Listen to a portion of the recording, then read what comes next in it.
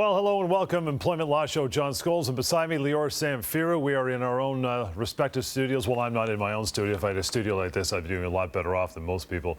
But Lior's at home. I'm in the studio. We got to keep apart, but we're doing the same show. And all kinds of stuff happening on the show today. A little later on, we're going to get to myths, employment lists, myths when it comes to COVID-19. That is on the way. We'll get to a bunch of phone calls from our radio show. Anytime you want to reach out, by the way, employmentlawyer.ca. That is the website. You can find a radio station near you that's been carrying the show for some time, and lots of good stuff on the way. Week that was, pal. What do you say? What's going on? I think I have an idea, probably what you're going to talk about, but I'll let you decide. You're going to go out on a limb, are you? Yeah.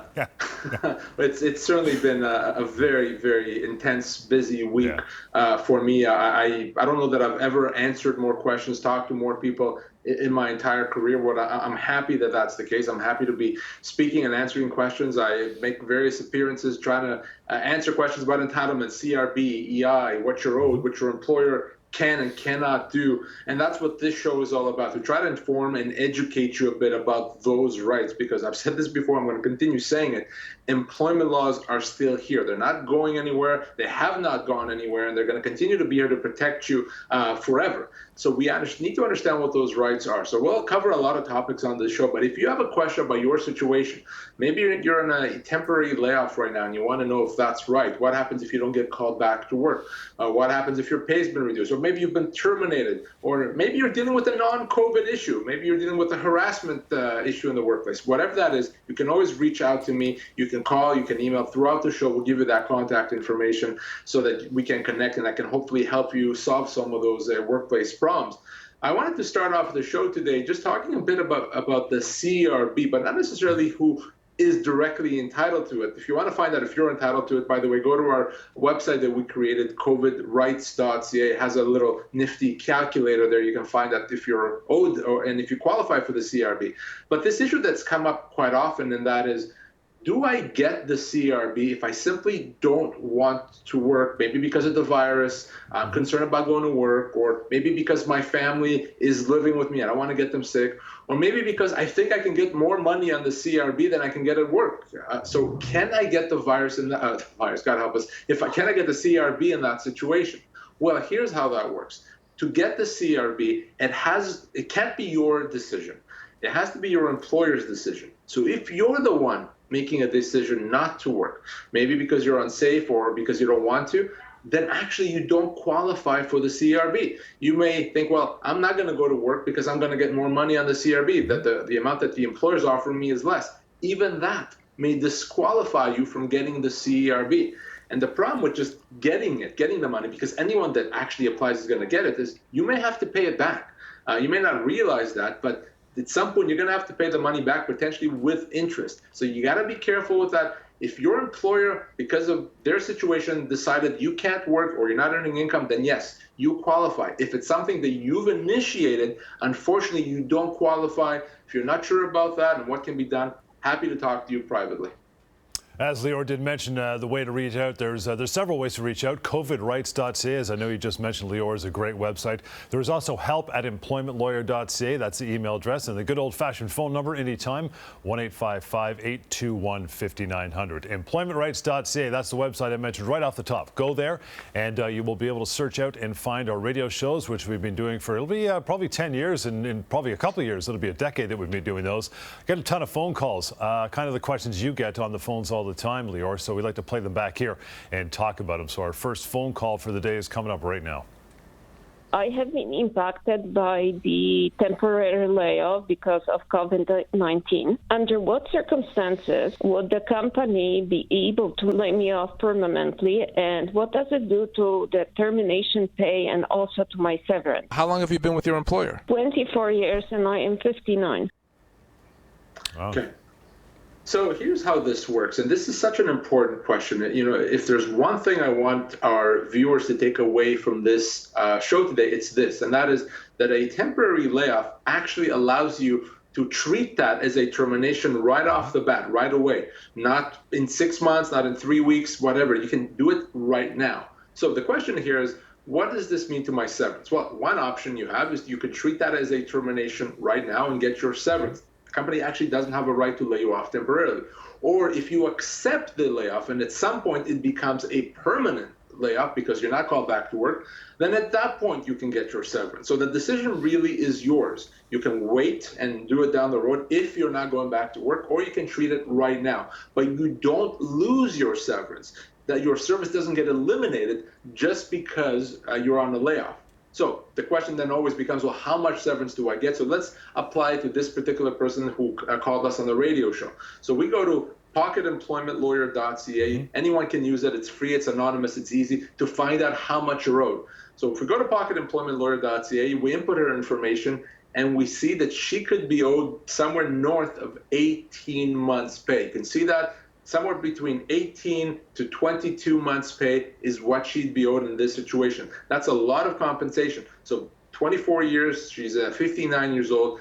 That's the severance that she's owed. So anyone can do that themselves, John. Pocketemploymentlawyer.ca for severance issues, for constructive dismissal issues, for termination for cause, human rights, employee contractor. That's your place to go.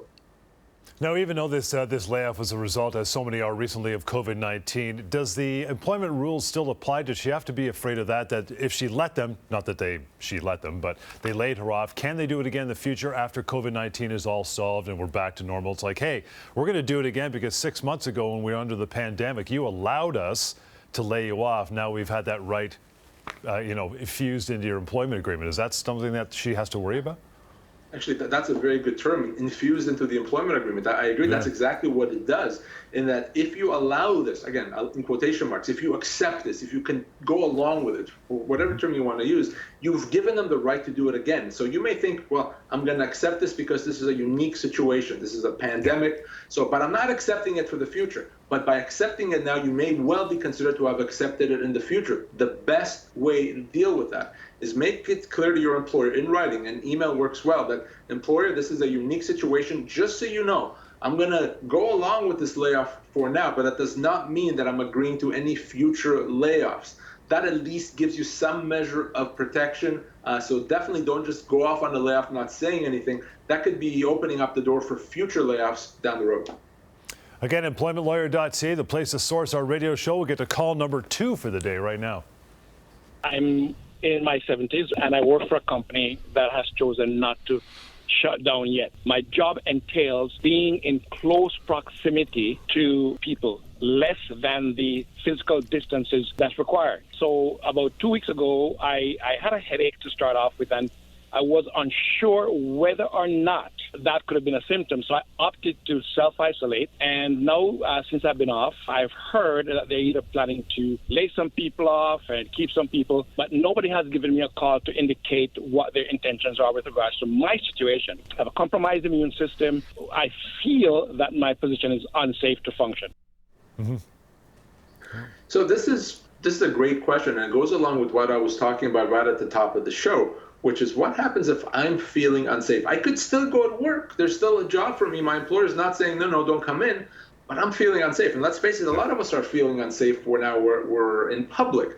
So that in and of itself is not a good enough reason not to go to work. And there's 2 potential things that can happen if you decide not to go to work. Number 1 is you actually don't qualify for government benefits, but maybe even worse, your employer may consider you to have resigned.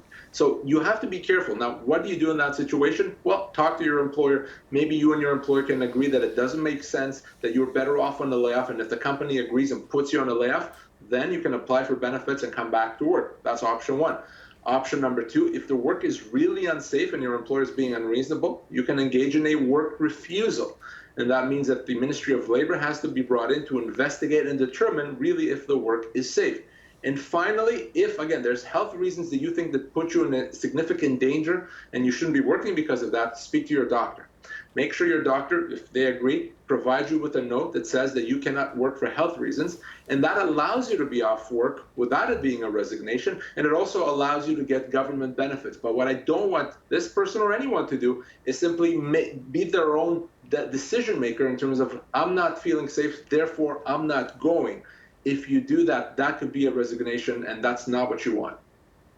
All right, we'll take a short break, pal. In the meantime, we're going to get ready for severance myths during COVID-19, so stick around for that. Reaching out, simple, 1-855-821-5900, help at employmentlawyer.ca. And as mentioned, for the next little while anyway, covidrights.ca has got a ton of information up there as well. Lots more of the Employment Law Show is on the way. Stick around. You lost your job. They only gave you 2 weeks of severance per year worked. But where can you find out what you're really owed? I'm going to severancepaycalculator.com. Find out how much you're owed right now. Severancepaycalculator.com. You've been denied long-term disability. You think you're powerless, but you have a lot more power than you think. I'll tell you a secret. It's a numbers game for the insurance company. They're betting on you walking away from money that they owe you. Don't make that mistake. We resolve disability claims all the time. We force insurers to pay what they owe. We're in your corner. Call Savan and his team, 1-855-821-5900, or go to disabilityrights.ca. You lost your job. They said they had a good reason, but you think you've been wrongfully dismissed. Now what are you going to do? I'm going to employmentlawyer.ca. Always check with the employment lawyer first at employmentlawyer.ca.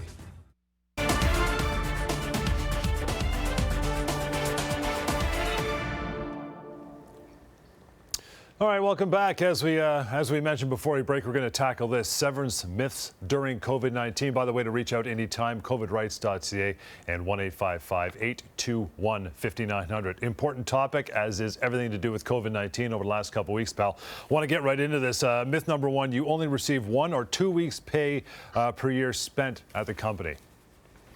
So no, that's completely wrong, and you'll see a theme going through this topic, and the theme is that the severance rights that apply during the COVID-19 pandemic are going to be pretty darn similar to what your severance rights are in the usual situation, and that's because what I said at the beginning, your employment law rights are not suspended. Your rights, your legal rights, what the law says you're owed is really going to be very, very similar now as it was before the pandemic and as it's going to be after the pandemic. So the greatest place to start, as you've just outlined, John, is this whole myth, this falsehood that you only get 1 or maybe 2 weeks pay per year if you're let go. And you may think, well, maybe that applies now. If I'm let go because of the pandemic, maybe the employer should only have to pay me 1 or 2 weeks per year of service. Wrong. Not even close. Not at all. Virtually every employee is owed significantly more. And the factors, as they are always, are your age, your position, and the length of your employment. So the longer you work, the older you are, and the more senior a position, the more you're owed. And that applies now as well. So you may well be an employee that's only worked for a year. And no, you're not owed 1 week's pay or 2 weeks pay. You could be owed as much as 6 months pay, depending on those criteria. So that this whole 1 week or 2 weeks per year is a myth. It's false. It's wrong. It's not even close to being accurate. And anyone can find out on their own how much they're owed. They don't have to listen to the show. They can go to pocketemploymentlawyer.ca. Again, we talked about that. Pocketemploymentlawyer.ca. Easy, free, anonymous, takes seconds. Plug in your information and find out in seconds how much you're owed. Maybe you lost your job. Maybe you're worried. Because of this situation, you think, I think they're going to let me go. I don't think there's a job for me anymore. What am I owed? Well, pocketemploymentlawyer.ca is your friend. Check it out for yourself. Yeah, we're talking severance myths as pertaining to COVID-19. Number 2 is even more severe, and that is you're not owed any severance because there was a good reason to terminate your employment. And this one, in a way, if you think about it, may make sense. It's completely false, but it could make sense. Well, the company is struggling. The company is not letting me go because they're a bad company, because they don't like me. They're letting me go because of this very unexpected and very serious situation we're dealing with. But despite that, despite you may having worked for a company that has some significant issues, does not change the law. You cannot be let go without compensation. That doesn't apply. So I've heard that many times. Well, I'm assuming company doesn't have to pay me anything because of the virus. No, wrong, not even close. You get your severance, you get your full entitlements. So as I said, pocketemploymentlawyer.ca, but the analysis doesn't change just because of the virus. Myth number 3 is this one, that is, short service employees get very little or less severance. Yes, and I've heard that now more than ever. I was let go because of the virus, and because I'm such a junior employee, I've only been there for a few months. I don't get anything, or I get very little. No, take a step back. That's completely wrong. Our regular viewers, I hope by now, know that short service employees are actually treated disproportionately better disproportionately better than longer service employees. So you may have only worked for a company for a few months. That does not mean you get a few days pay or no pay or a week's pay. You could be owed a few months worth of severance after working for a few months. That's how the law works. And it's mostly because of the idea that just because you work for a company for a short period of time does not mean it's going to take you less time to find another job. Now, the other thing that actually can increase your severance entitlements in the current situation is the fact that it's going to be more difficult for you right now to find another job than it would be in a normal situation. The fact that it's going to be more difficult to find another job means you're actually owed more severance because you're going to be that much longer, or it's going to take you that much longer to replace your income. So the virus, not only doesn't it mean less severance, it could actually mean more severance. By the way, you want to reach out anytime we're discussing this or otherwise, 1-855-821-5900, help@employmentlawyer.ca. We're talking severance myths due to COVID-19. This next one, again, sounds like a regular thing we always talk about, and that is you lose your rights if you don't accept the offer by the employer's deadline. And there's always going to be a pressure when an employee gives you a termination letter with a deadline. Well, you have to accept this by Friday at 5. And I think people are going to feel the pressure more now. Well, wait a second, I'm very concerned. What if they change their mind or they can't pay? And then I have to sign this. I'm feeling the pressure because I really can't afford to be without income right now because I don't know how long it's going to take me to find another job. Again, take a step back. Let's think about the law. The law decides what you're owed, not your employer, not your company, not your HR manager, not me for that matter. The law takes care of that. And in most cases, 90% of cases, when you're offered that termination letter with that deadline, that offer is pennies on the dollar. It's significantly less than what you're actually owed. But once you sign that, even though it could be 20 cents on the dollar, you're now stuck. You can't undo it. The good news is this is not difficult to resolve. This is not rocket science or brain surgery, and it doesn't take months. In most cases, it can be resolved very, very quickly. So let's talk about that. Let's understand what you're owed. Do not sign that letter, even though you may be feeling the pressure. I understand why you are. But if you sign it, you're stuck. And when you realize, wait a second, I would have been owed another $30,000 that I really can use right now, it's too late at that point. All right, brother, we'll get to one more of these. These are severance myths due to COVID-19, and that is you're not owed anything if the company closes down for just a little while.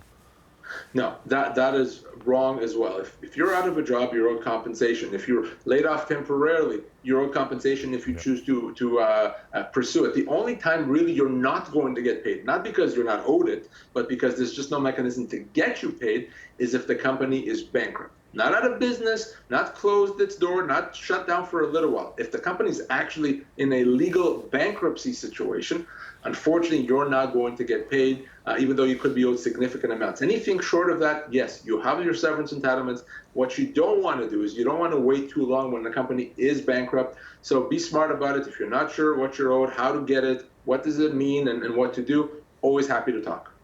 And I think that's something to be mindful of, especially now during COVID-19. Some of these smaller mom and pop shops or slightly bigger companies may not make it through this. You'll be okay if you work for a big multinational generally, but you might want to consider severance at that point, right?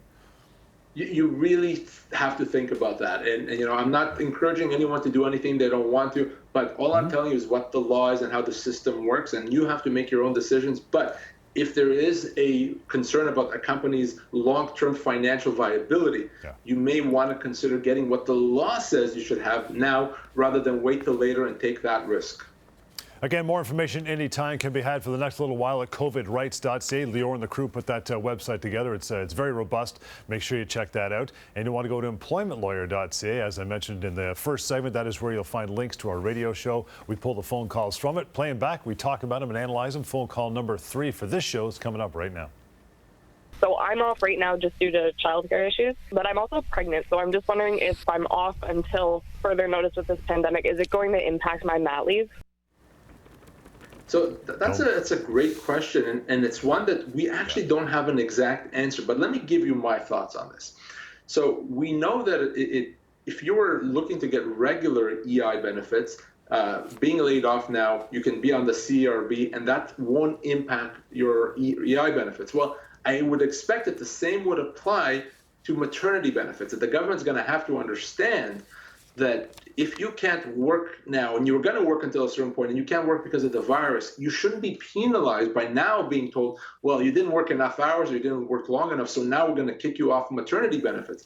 That would be, to me, completely wrong on so many levels. So even though I don't have a specific answer, logic, common sense, and just good sense suggests to me that if you're off work now and you're pregnant and you need to take your maternity leave at some point, that you're not going to be penalized. I do believe that's the right advice. But right now, this is so new. We actually don't know that for a fact.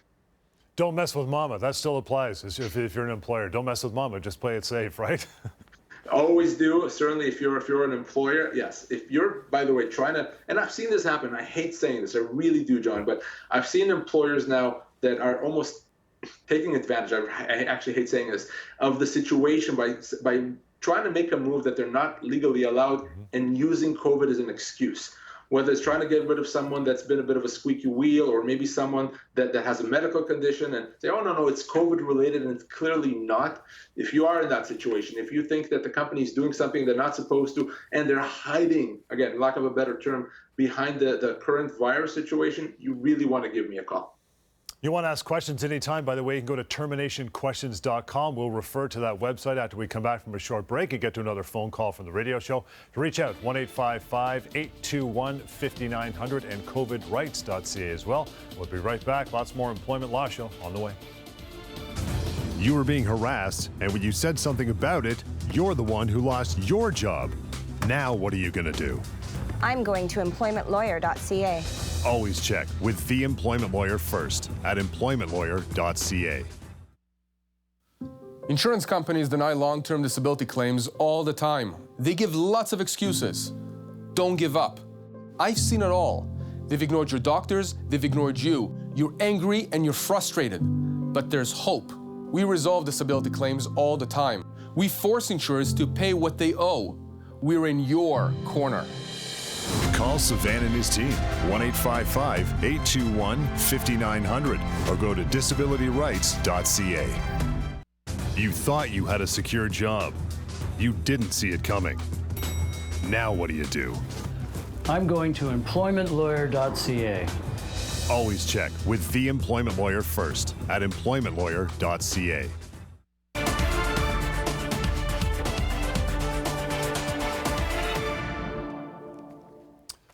You bet. Employmentlawyer.ca. That is where you go to find our radio show as well. A long-running radio show. Call number, 4 for the day is coming up from the show right now.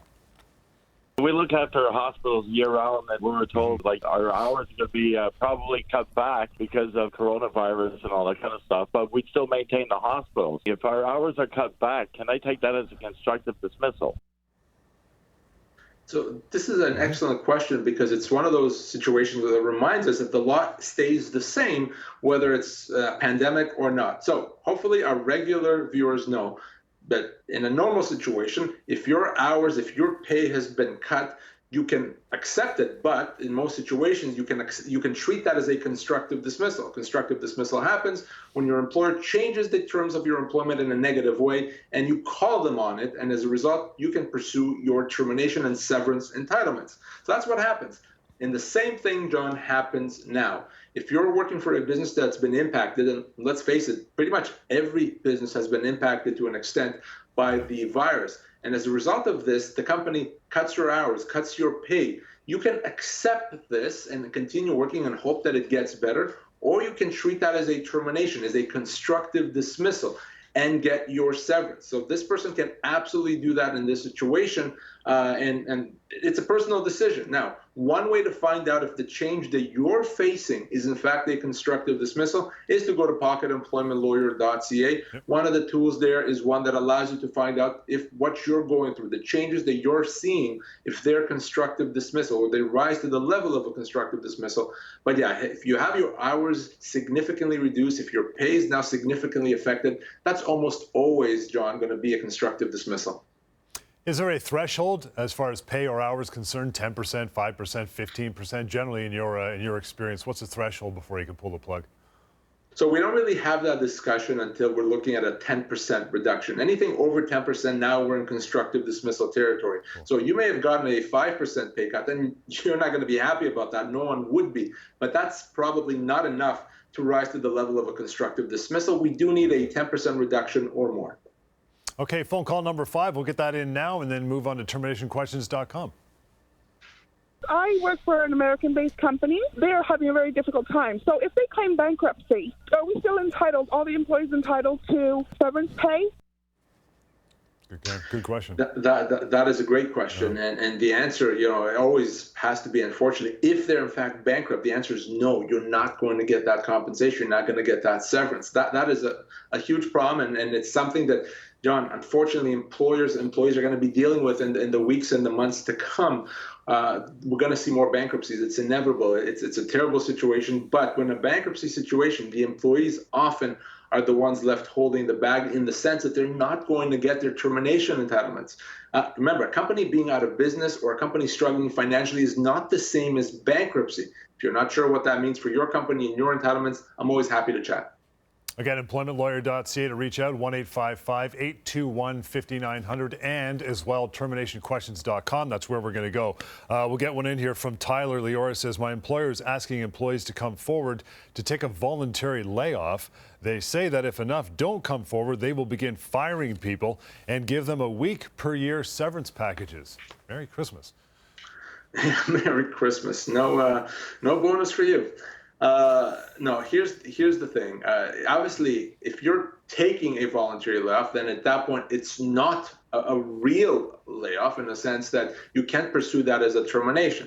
But bottom line, it's not about the voluntary layoff. It's what happens if you are terminated. The company doesn't get to decide that all you get is a week's pay per year of service. They don't get to make that decision. The law comes in and the law says, thank you, employer. We'll take it from here. We'll decide what these individuals are actually owed. So if you're really owed 2 weeks per year, 3 weeks, 4 weeks, 2 months per year, that's what you're going to get. Again, it's based on your age, your position, and the length of your employment. So don't be intimidated by what the company says they're going to do. It's not about what they're going to do. It's what the law says they have to do. That's why it's so easy, or so important, I should say, to get legal advice. And it's so easy to go to pocketemploymentlawyer.ca, handy dandy tool 24/7 to find out if the company, what they're doing is legal, if it's right, and what your entitlements are. Couple of minutes to go here, pal. Slide one more to you. Again, terminationquestions.com is where you want to go. Sheila says, I've worked as a contractor for a mid-sized company for 4 years. I've just been told that they no longer need me due to the impact of COVID-19. Am I owed anything, or will I have to make do with the CERB payments? So that's a great question. And the analysis to answer that question starts with whether or not, in fact, she's an employee or an independent contractor. Right. Listen, if you work for a company for 4 years, I think it'd be very difficult to convince me that you really are an independent contractor. You are probably an employee. And our regular viewers know this, that so many people, I'm going to say 80% of people that believe they're independent contractors really are employees.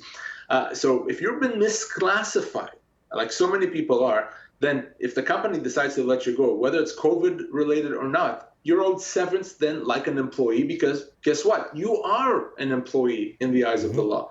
So for her, if she is an employee, she's owed severance. It could be after 4 years, it could be 6, 7, even 8 months pay, okay? If she is truly unique in that she is actually a contractor, she's not an employee, the law says, no, you clearly are in business for yourself, then at that point she would be limited to the CERB and would not be able to claim any other entitlements from the employer. To find out, again, I can't come back to it, but that's how robust the tool is. To find out if you're really an employee or contractor, pocketemploymentlawyer.ca works very well. We're done for another week, pal. Nicely done. You want to reach out to Lior and the rest of the crew, 1-855-821-5900, covidrights.ca. There's information on the CERB there as well. And there's good old-fashioned email, help@employmentlawyer.ca, or simply employmentlawyer.ca. That is a resource to catch one of our radio shows, which will be going on for years and years. Maybe you'll be on our show eventually if you call into that show as well. We will catch you next time on the Employment Law Show. Thanks for hanging around. Closed captioning of this program is brought to you in part by SeverancePayCalculator.com. Find out how much you are owed right now. SeverancePayCalculator.com.